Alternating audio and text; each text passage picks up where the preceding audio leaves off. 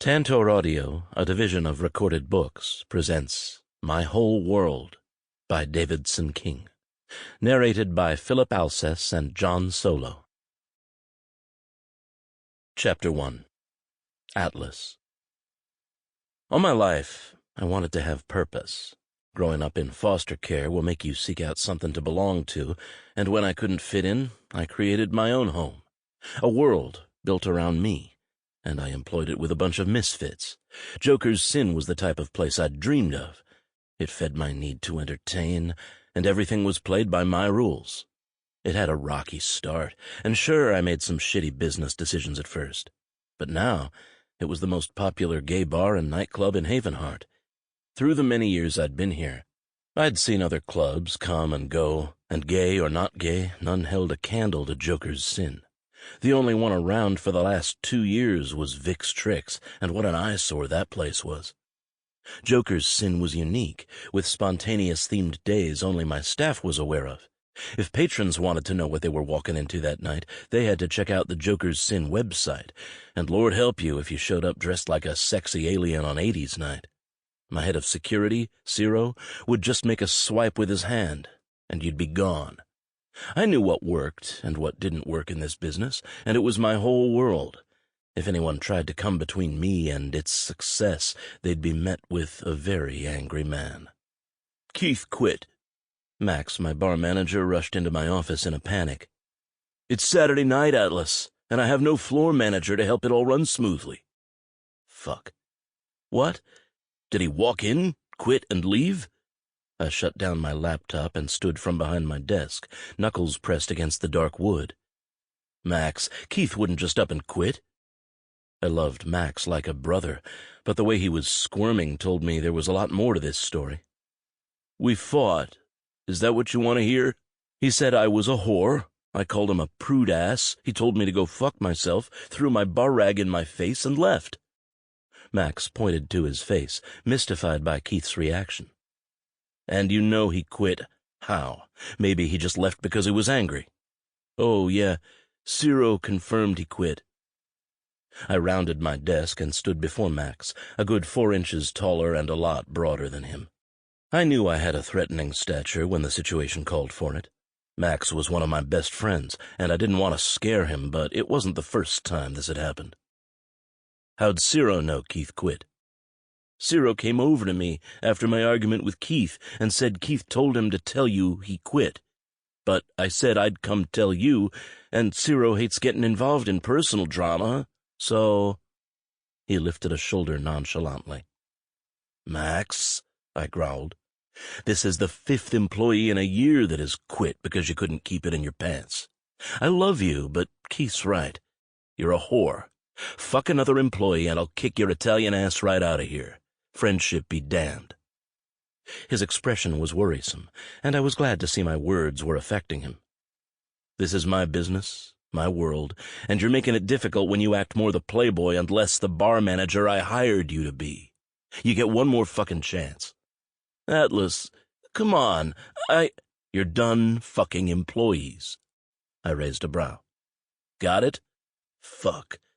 Fine. Good. Now I'll work the floor tonight. Get on the website and post that we're looking for a floor manager with experience. I'm sure we'll get bites real fast." And we would. I was asked daily if there were job openings. "Yeah." Max's cocky expression was back on his ridiculously handsome face. He was an unsteady guy when it came to love. He fucked until he was tired and then moved on. That was all well and good if the other person involved understood it. Me? I fucked when I needed an itch scratched. Love wasn't for me, and I was never unclear about that fact with any of my lovers. After Max left, I moved to the room next to my office. It was a dressing room of sorts with a bathroom and shower. Since I performed every night in one way or another, I needed this space. Working the floor was no exception. It was all still a performance. The floor put me into the thick of it, which I didn't mind so much, but I felt centered when I was on my stage. Ah, my stage, my pride and joy. When I had the club designed, I wanted it to be unique, somewhere no one had ever been to before. The stage, while the focal point, wasn't all Joker's Sin was, but it was where I felt at home. It was a huge circle protected by the bar that ran its circumference. No one could get to the stage unless they jumped over the entire bar, and that wasn't happening. The only way on or off was the back stairs, which always had security. Not to mention my DJ stood on a raised section against the stage wall. When I opened the stage for dancers, personally selected by me or him, that was the show right there. He overlooked everyone, the master of music, and he thrived on it just as much as he hid inside it. He often said he got a serenity from the vibrations, from people transforming with the sounds, and that was something I could relate to. It was his peace, and for him to understand. I chose a purple silk shirt and black leather pants and brought them with me to the bathroom to take a quick shower. When I was managing a station, I dressed one way and then changed when I was on stage. It was how I got into the right headspace for the moment. I hung my clothes on the back of the door, grabbed a thick and sturdy hair tie, lifted my braids and wrapped them up. I didn't have time to go through the procedure of washing my hair since I had to be on the floor in an hour, so I'd just wash my body. Under the spray of the water, I thought about how the night would be altered now that I'd be on the floor. And wasn't that always a fun game? I loved being kept on my toes in situations like this. I dressed and sat in front of my large vanity. I wasn't a man who feared makeup or signs of femininity, and I was a showman who liked to look good. I was blessed with amazing genes. My dark skin was always impeccable, my honey brown eyes practically glowed, and I loved adding a little liner to help them pop even more. My mama didn't give me much, but she did pass along her good looks. Even though I grew up in foster care, I knew who she was. I remembered her vanilla scent and how she hummed. I also remembered how she tried to sell me for drugs once, and that memory overpowered everything else. "Hey, Atlas, you coming out?" Max shouted from my office, and I left to meet him. "Of course I am." I smirked when I noticed how he was drinking me in. "Damn, if you weren't like a brother to me, I'd fuck you." Laughing, I pushed him out the door. "Since when would me being your brother stop you?" "Ew, man, even I have limitations." I rolled my eyes and followed him out into the fray. Fuck, I love my life. Chapter 2. Toby. "You're looking good, Toby." My sister Poppy wheeled herself into my bedroom, fighting her way through the doorway. "Thanks. It's my only night off, so you're going to Joker's Sin and hoping super-duper hard that the Atlas will see you, save you from your dull and poor life, and whisk you away." She batted her eyes at me comically, so I threw a pair of socks at her, making her giggle. Poppy was all I had in this shitty world. We were twins in every sense of the word. We looked alike, wavy brown hair and matching eyes, same height, same laugh, same everything. We both even liked men. When we were 18, during the summer before college, we went hiking. I was responsible for her. At one point, we decided to climb around a steep hill, and I told her I'd go first, keep her safe by tying a rope around her and connecting it to my waist. Every time I remembered that moment, my stomach rolled. In 1 second, everything changed. Everything crumbled. The rope got loose and she fell. I don't think I will ever forget how she screamed. My mistake left her paralyzed. She had to hold off on college until she had healed, accepted, and adjusted to her new normal. But she had lost interest by the time the doctor gave her the all-clear. For years, the guilt ate at me, until Poppy got angry one day, told me climbing that hill was as much her choice as it was mine, and she refused to live a life shrouded in guilt. For her, I tried. I would always wish I caught her or did something differently at that moment, and nothing she could say would change that. My parents did what they could, but our father passed when we were 20, and our mom just a couple years later. We lost ourselves in the grief of mourning our parents, and at the end of that tunnel, we clung to each other, drew strength from what we had together. I wanted to provide for her, but I left college after my second year and fucked around so much that when I was ready to work, all I could get were shitty jobs. Poppy worked for a seamstress and was able to do so from home while I spent my nights mostly at Vick's Tricks, doing whatever Vick asked me to do. On my nights off, I loved going to Joker's Sin. I wished I were a part of that world instead of the one I was in. Poppy spent these nights with her friends doing what she called drunken book club. I loved that Poppy had a group of amazing friends and that even though we were the most important people in each other's lives, we had our own to live. So, what book are you all on now? I shot her a grin. And what are you drinking? Oh, Toby, it's a good one. City of Girls by Elizabeth Gilbert. The Eat, Pray, Love author? I asked as I used my fingers to comb styling gel through my hair. Yes, very good, my young Padawan. And we're drinking 4 different types of wine. Just remember, if they get drunk, you can't have them in my room. One time, Toby, she chuckled. Turning, I folded my arms. She was drunk, and I didn't know she was there, and when I slipped into bed, she kept calling me Mr. Darcy and tried to get me to make a baby. I used air quotes. Poppy was laughing so hard, tears danced in her pretty brown eyes. Classic fun. I rolled my eyes and moved in front of her, pushing her through my doorway. I'll be home late. No women in my bed, that's just mean. I need to get more guys to come to my book club, she pouted. Then I might not mind if they try to make a baby with me in my bed. I winked, snatched up my keys, and left to the sound of Poppy's contagious laughter. ID. The bouncer outside Joker's Sin was no joke at all. His name was Zero, and he ran all things security-related. He was huge, head shaved close to the scalp, always in black, and I don't think he ever smiled. Oh, shoot, I left it in my other boy shorts. The twink in front of me clearly had never been here before and thought he could bat his glittery eyes and get Zero to let him in. Guess you better go back home and get it, then. Zero grumbled and waved his hand dismissively. Move. The twink was at least smart enough not to argue, and he did move on. Hey, Zero, I said as I offered him my ID. Hi, Toby. Go on in. Still no smile, but he was at least nice to me. Thanks. The doors opened, and as always, the sounds and smells hugged me right to my soul. It was crazy how at home I felt here. Whenever I went into Vick's, I felt dirty, greasy, and like I was in some purgatory.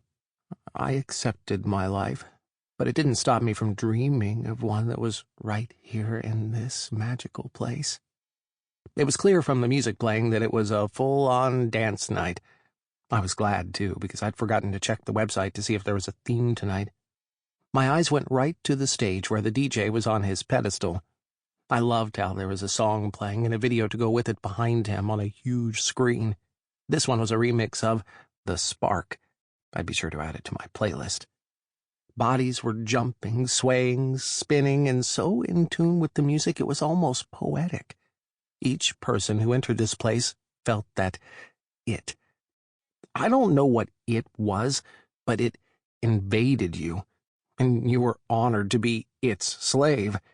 If you went there sad and depressed, out of sorts or lonely, it was as if the magic of the place wouldn't let you feel anything but amazing.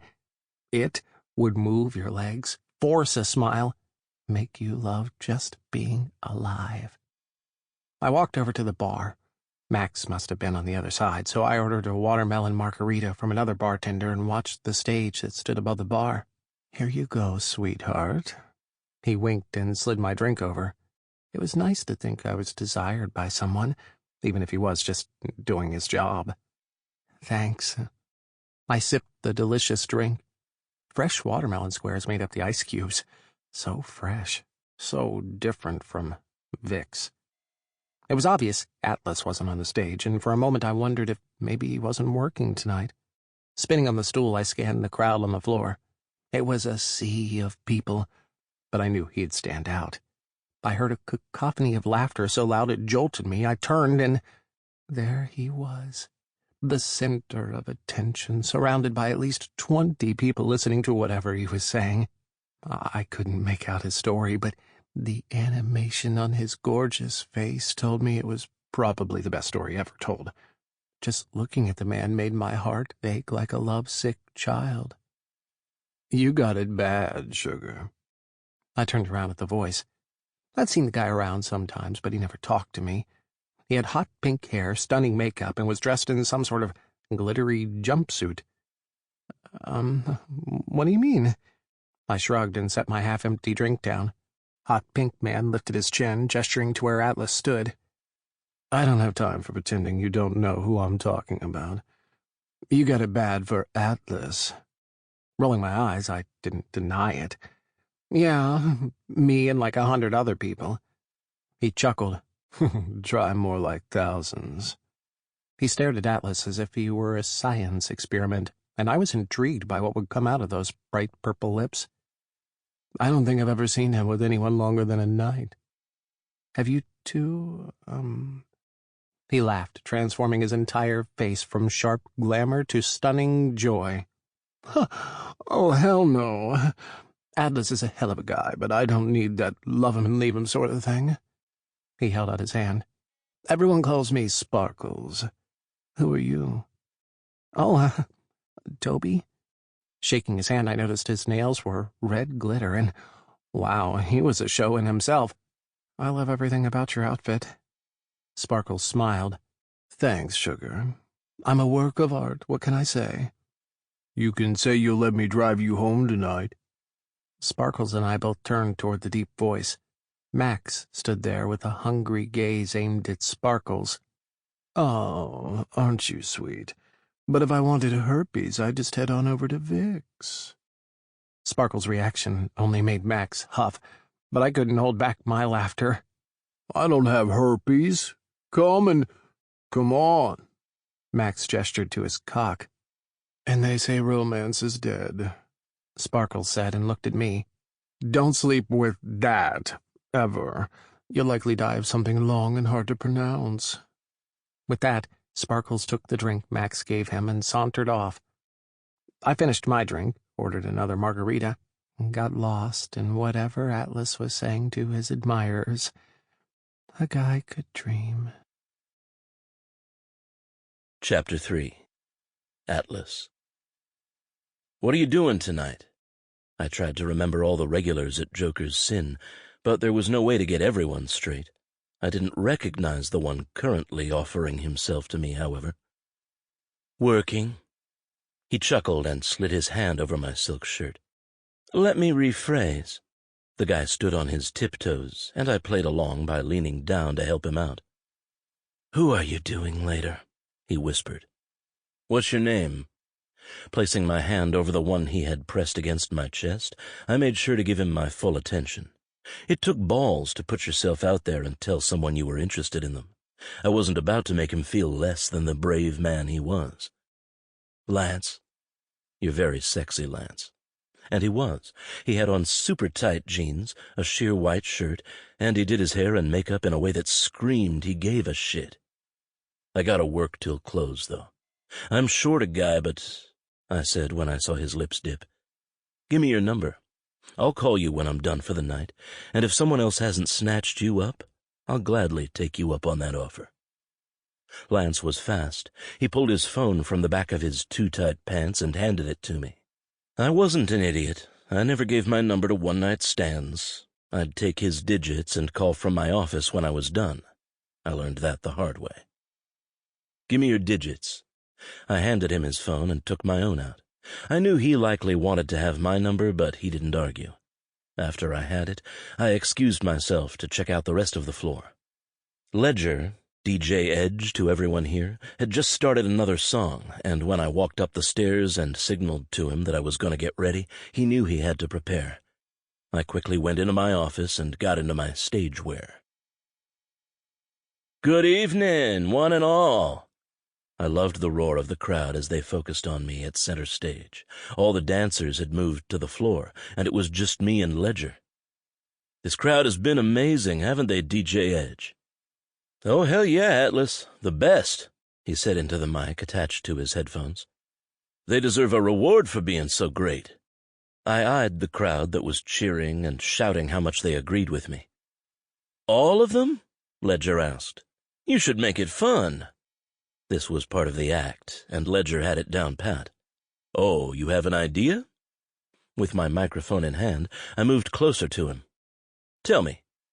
He hummed, and I knew the echo of his voice was sending shivers through everyone. Ledger was a sexy fucking man and rivaled me in getting attention from the patrons. "I say we pick 5 people to come up here and dance. The winner gets—" I loved how he paused for dramatic effect and how everyone was eating it up. "Dinner with you." Oh, how the crowd was loving this. We often did things like this, rewarded them with dinner, a lap dance, or something more with either myself or Ledger, and on occasion gifts. We hadn't had many bad experiences, and we made sure security was close by. "Dinner, you say? Wonder where we'll go." Ledger chuckled. "They get to choose." Even more roars from the crowd now. To make it fair, though, neither one of us should pick the dancers, wouldn't you say? Now I was walking closer to where Max was working below. "Max, pick someone you want up here dancing." He turned, narrowing his eyes at me, hating when I made him part of my show. "Pain in my—" he started to say, but stopped when one of the other bartenders shoved a mic in front of him. "I choose Sparkles." Of course he did. He'd wanted to bang that glittering beauty forever, and likely thought getting him up here would give him brownie points. "Okay, Sparkles, where you at?" It didn't take long to spot him. He sat on a bar stool, bright green drink in hand, looking like a rainbow. He was glaring at Max, something fierce, and I couldn't help but laugh. Like a good sport, Sparkles hopped off the stool and made his way over to the stairs. "Hey, Sparkles." I winked and handed him the microphone. "Well, good evening to you, Atlas." His smile was sinful. "I assume you want me to pick the next dancer?" "That would be fabulous." I spoke into the mic that was in Sparkles' hand. "Very well." He walked all along the stage, so many people shouting his name, begging for a chance. He winked, blew kisses, really worked the crowd.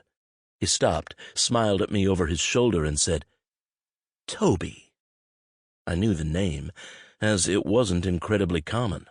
When Sparkles pointed, I followed his finger to a terrified-looking guy. Wavy brown hair with purple highlights, full pink lips, and a deer-in-the-headlights expression. No question he was someone I'd love to spend time getting up close and very personal with. Walking over to Ledger, I gestured for another mic, and he tossed it into my hand. "You sure, Sparkles? He looks like he doesn't want to be up here." Toby hadn't moved at all, even with Max telling him to join us. I didn't want him participating if he'd rather not. Oddly, I felt a pang in my chest to get the spotlight off him and make him not look so terrified. "Oh, trust me, he's just wondering how he got so lucky," Sparkles chuckled. "Come on, Toby, get your cute butt up here and show me how you shake it." So slowly, slower than I'd ever seen anyone get up on this stage when summoned, Toby made his way over. I watched, intrigued by the shy, adorable guy. I'd heard Max and Ciro mention him, but I'd never had the chance to meet him. Like I said, I always try to remember the regulars, and watching this trembling cutie move closer to the stage did something to me. I'd certainly remember meeting him. What felt like a year later, Toby stood beside me. He had to crane his head to look me in the eyes, but I found I liked how he stared at me.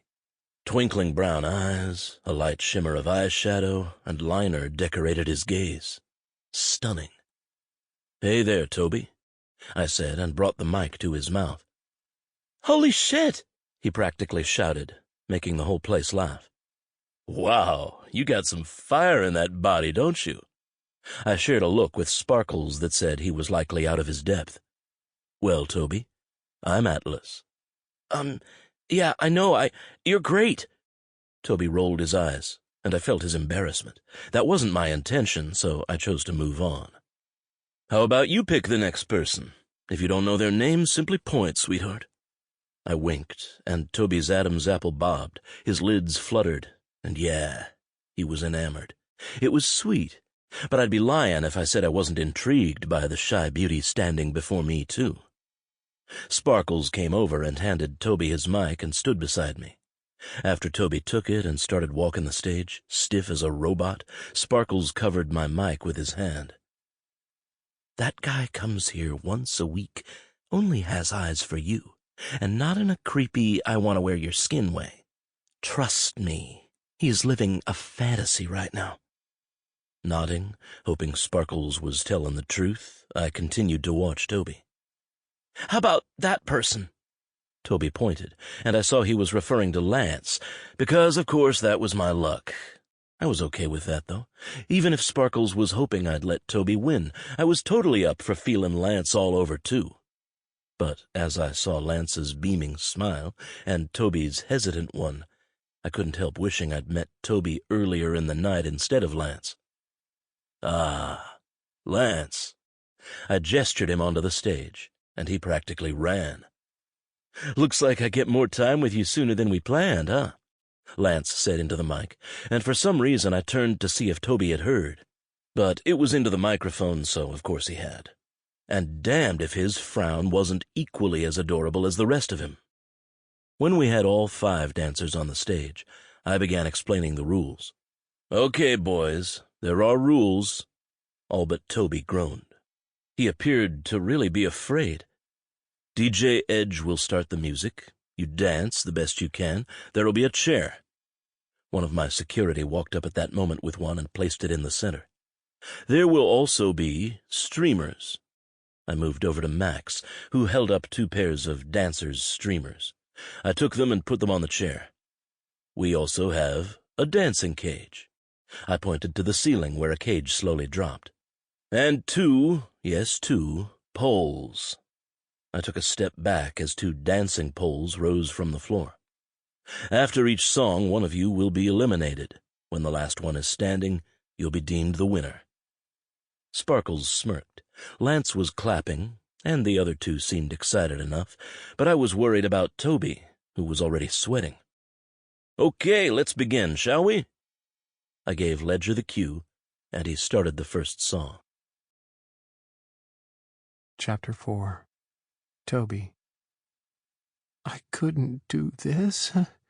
I mean, I wanted Atlas to finally notice me, but not like this. There was a reason I only sat at the bar when I came here. I couldn't dance. Not like the music intended, anyway.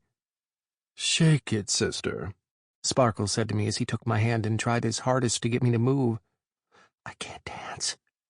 Sparkle's eyes widened. "But—" He looked around. Everyone was watching Sparkles and me, not dancing. "That's what you do here."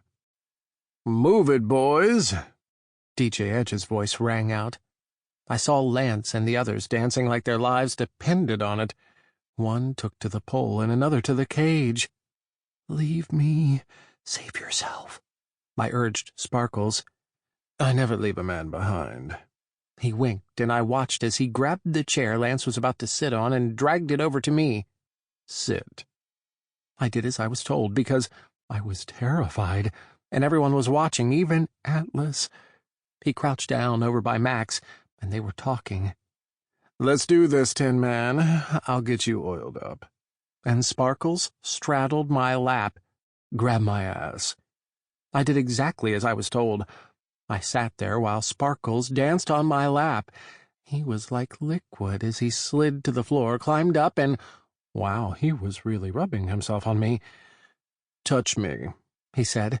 When I glided my hands along his waist over sequins and rhinestones, I felt so alive. The crowd was cheering, and Atlas only had eyes for us. Through the corner of my eye, I saw one of the other dancers move over toward him, twirling streamers and doing their hardest to get his attention, but he was transfixed, and it made me feel bold. Sparkle stood for the briefest of moments, and I followed. When I gripped his hand and spun him, he gasped. I wasn't the bump and grind kind of guy, but I remembered how my dad would dance with my mom in the kitchen. "Are you slow dancing with me?" Sparkle smiled. "Add some flair and just a... Yeah, it's all I know." With a wink, he slid an arm around my waist, and we spun all around the stage in our own wonderful world. He laughed when I dipped him, and I couldn't hold back my joy. I was having so much fun, I almost didn't realize the music stopped. Well, well, that was a twist I didn't see coming. Sample complete. Ready to continue?